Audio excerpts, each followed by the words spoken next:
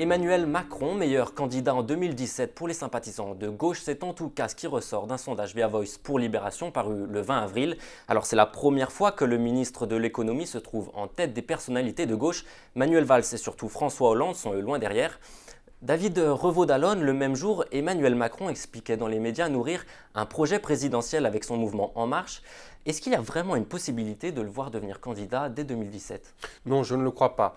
D'abord parce que, sauf accident industriel, catastrophe, François Hollande devrait être candidat, même si les sondages le donnent d'ores et déjà éliminé au premier tour, et que dans ce contexte, Emmanuel Macron n'ira pas évidemment se présenter contre lui.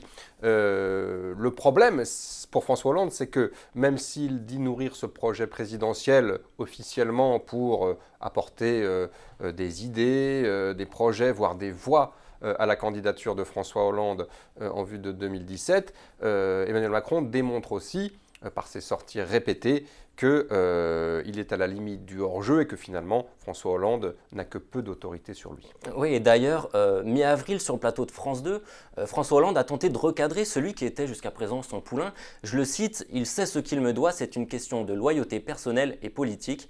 Est-ce qu'il a été naïf ?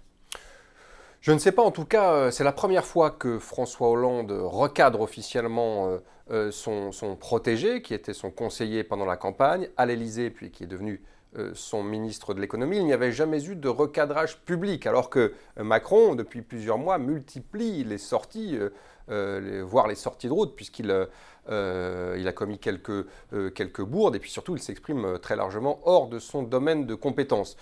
François Hollande, il y a une vraie affection pour Emmanuel Macron, il y a une forme aussi d'admiration intellectuelle et politique, mais il y a peut-être une forme, naïveté le mot serait un peu fort, mais une forme d'impuissance face, je dirais, à l'autonomisation d'Emmanuel Macron et au fait que finalement, la créature Macron échappe de plus en plus à son créateur François Hollande.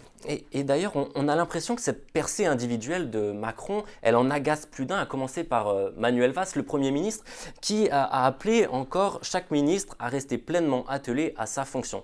Est-ce que Macron va finir par démissionner ? Non, je ne crois pas, mais ce qui est certain, c'est qu'il sort très largement de son couloir, que ça agace François Hollande, qui aime bien tout de même, malgré les apparences, que les choses soient bien rangées dans son gouvernement et que ses ministres travaillent sur leur dossier et ne s'en écartent pas. Ça exaspère Manuel Valls depuis plusieurs mois, qui est engagé dans une guerre d'ego et une petite guérilla personnelle contre Emmanuel Macron, et les recadrages sont légion. Le dernier en date, c'est celui sur sa sortie sur l'ISF, l'impôt sur la fortune.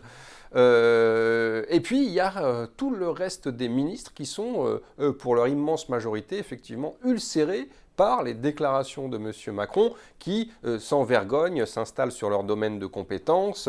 Ça va de Bernard Cazeneuve à Marisol Touraine, en passant par à peu près tous les membres de ce gouvernement. Donc, il y a une exaspération certaine, mais je ne crois pas qu'il y ait un risque de démission, d'abord parce que François Hollande n'y a pas intérêt. Vous l'avez dit, c'est le ministre le plus populaire, c'est aujourd'hui le candidat le plus populaire pour la gauche, donc bien sûr que non, François Hollande de ce contexte ne s'en séparera pas. Merci David, et pour aller plus loin sur ce sujet, rendez-vous dans les pages du Monde et sur lemonde.fr. Bonne lecture.